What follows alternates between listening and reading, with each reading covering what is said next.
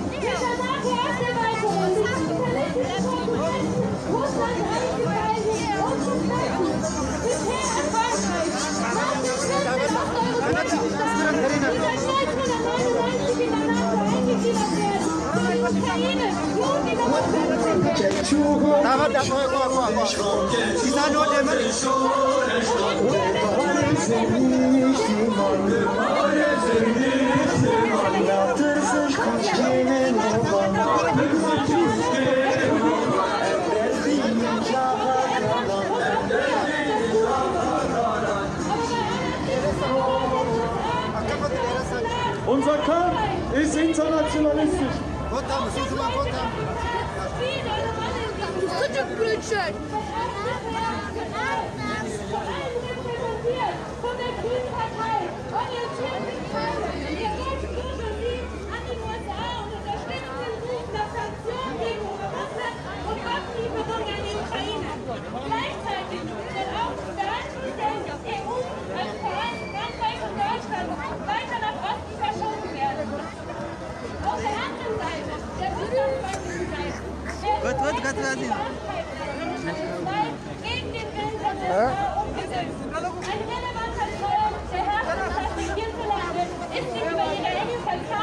Mit der russischen Energiewirtschaft gewusst.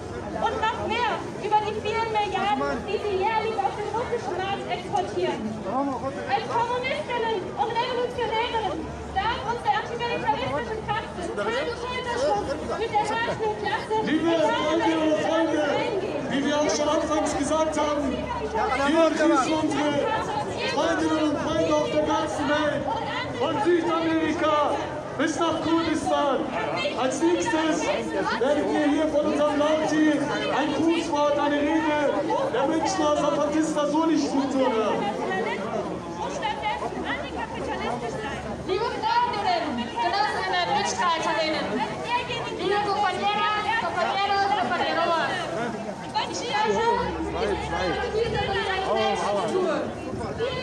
wir als internationalistische Solidaritätsstruktur haben uns heute hier versammelt, um zu zeigen, dass wir ein System, das Krieg, Waffenexporte und die zynisch genannte Sicherheitskonferenz in wirklich zu akzeptieren. Wir stellen uns diesem System entschlossen in den Weg. Es ist besonders wichtig zu betonen, dass die hier auf der SIKO abgeschlossenen Waffendeals und die damit in Verbindung stehenden Waffenexporte, die Deutschland im vergangenen Jahr eine Rekordsumme von 9,35 Milliarden Euro eingebracht haben, Krieg und Vernichtung vor allem in Ländern des globalen Südens erzeugen. Die aktuellen Angriffe des faschistischen Erdogan-Regimes auf Rojava müssen deshalb im direkten Zusammenhang mit kapitalistischen Wirtschaftsinteressen Deutschlands und anderer Industrieländer gesehen werden. Deutsche Firmen und auch die neue Bundesregierung beteiligen sich damit aktiv an der Promotion von Krieg und Gewalt. Deshalb sagen wir entschieden, stoppt deutsche Waffenexporte, stoppt die kapitalistische